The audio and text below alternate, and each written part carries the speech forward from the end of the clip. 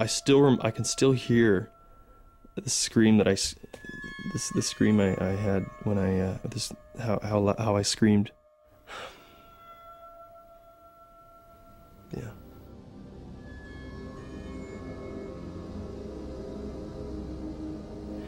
And I knew right then that I'd broken my back, and it was like my whole rest of my life flashed before my eyes. You know, there was a couple of times when you're just like, why didn't it just kill me?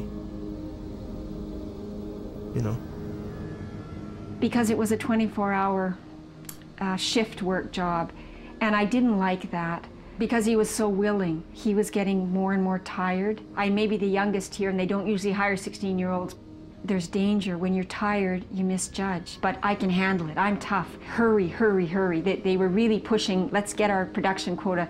So I didn't like that.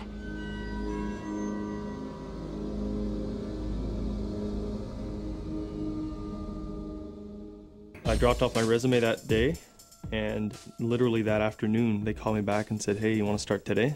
And I was like, sweet. So for lack of a better term, I was everybody's bitch. If somebody told me they wanted something done, there's no way I was going to say no. I wanted to impress everybody. I wanted to show them that I could do it just as well as they could. My boss calls me up and asks me to come down to work for a few hours because somebody else had canceled, and I wasn't actually scheduled to work that day.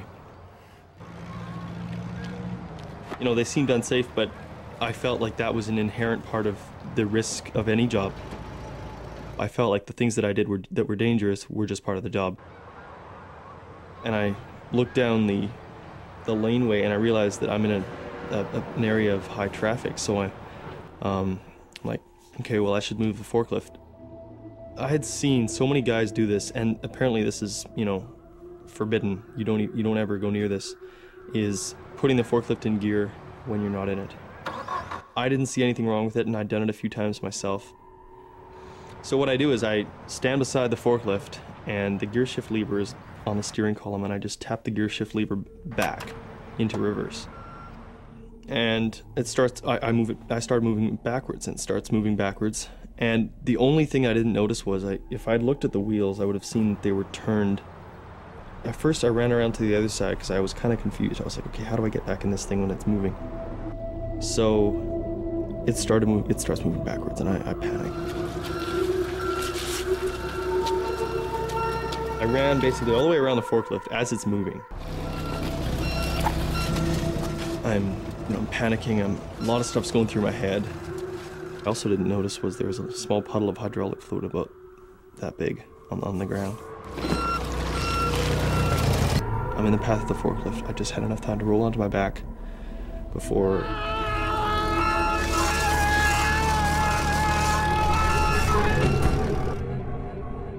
it was in slow motion how everything happened, and literally the rest of my life kind of flashed. I was like, so I screamed out of fear, out of anxiety, out of just, you know, I felt like a baby again. I was laying there, I'm crying, I'm like, I'm not gonna walk again, I'm not gonna walk again.